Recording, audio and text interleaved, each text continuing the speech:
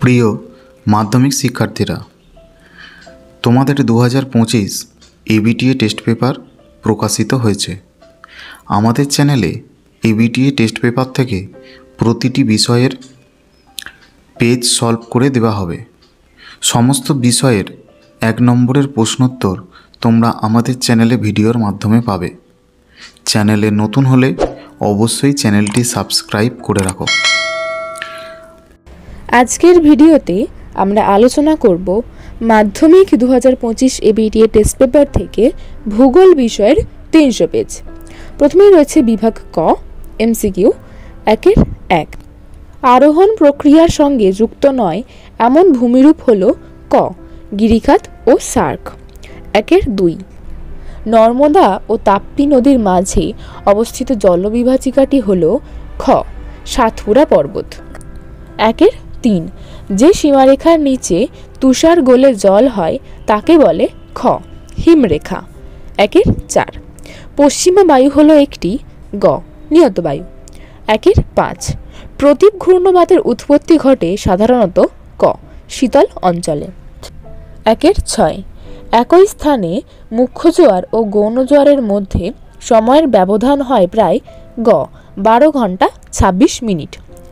7 sanitary landfill যে ধরনের বজ্র ব্যবস্থাপনার সাথে যুক্ত তা হল ক, কঠিন বজ্র। 8 হিমালয় পর্বতমালার নবীনতম অংশ হল গ, হিমাদ্রি। 9 পাঞ্জাব সমভূমির নদীর তীরবর্তী নবীন পলিগঠিত অংশকে বলা হয় ক, বেট।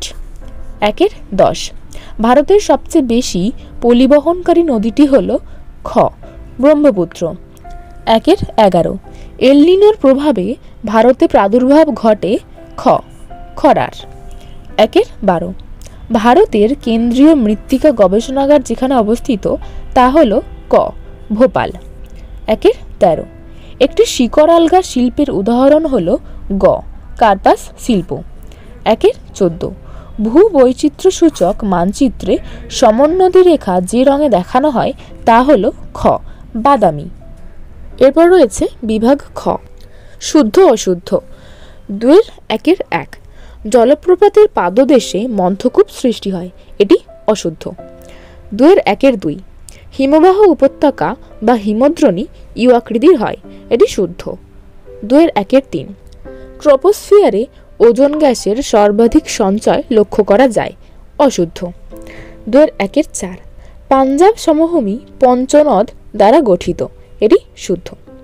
2-5 তেজস্ক্রিয় বর্জ্য হল জৈব বিশ্লেষ্য বর্জ্য, এটি অশুদ্ধ। 2-6 পর্জল মাটি পার্বত্য অঞ্চলে দেখা যায়, এটি শুদ্ধ। 2-7 বিমানচিত্র এক প্রকার দূর সংবেদন প্রক্রিয়া, এটি শুদ্ধ। এরপর 2-2 দাগে রয়েছে শূন্যস্থান পূরণ করো। 2-1 মরু অঞ্চলের শুষ্ক নদীখাত ড্যাশ নামে পরিচিত, ওয়াদি নামে পরিচিত। 2-2 ড্যাশ বেলায় সমুদ্রবায়ু প্রবাহিত হয়, এটি হবে দিনের বেলায়। 2-3 দাগের ড্যাশ তিথিতে জোয়ার দুর্বল হয়, এটি হবে অষ্টমী তিথিতে জোয়ার দুর্বল হয়। 2-4 পরমাণু চুল্লি থেকে ড্যাশ বজ্র নির্গত হয়, উত্তর হবে তেজস্ক্রিয় বজ্র। 2-5 ভারতের বৃহত্তম ম্যানগ্রোভ অরণ্য হল, উত্তর হবে সুন্দরবন।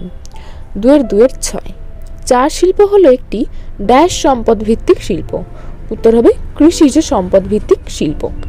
2-7 ড্যাশ দেশের মহাকাশ গবেষণা সংস্থা হল নাসা, উত্তর হবে ইউএসএ। এরপর 2-3 দাগে রয়েছে একটি বা দুটি শব্দে উত্তর দাও। প্রথমে রয়েছে 2-3 কোয়েশ্চেন, হিমবাহ উপত্যকা সমুদ্র জলে ডুবে গেলে তাকে কি বলে, উত্তর হবে ফিয়ার্ড বলে। 2-3 ইনসেলবার্স ভূমিরূপ বিবর্তনের কোন পর্যায় নির্দেশ করে, উত্তর হবে বার্ধক্য পর্যায়। 2-3 মেসোস্ফিয়ারের শেষ সীমা কি নামে পরিচিত, এর উত্তর হবে মেসোপোজ নামে পরিচিত। 2-4 একটি প্রধান গ্রিনহাউস গ্যাসের নাম লেখো, একটি প্রধান গ্রিনহাউস গ্যাসের নাম হবে কার্বন ডাই অক্সাইড। 2-5 পৃথিবীর বৃহত্তম মগ্নচড়া কোনটি, এর উত্তর হবে গ্র্যান্ড ব্যাংক। 2-6 ভারতের উচ্চতম মালভূমির নাম লেখো। এর উত্তর হবে লাদাখ। 2-এর 3-এর 7, ভারতের কোন অরণ্যে সিংহ পাওয়া যায়? এর উত্তর হবে গির অরণ্যে।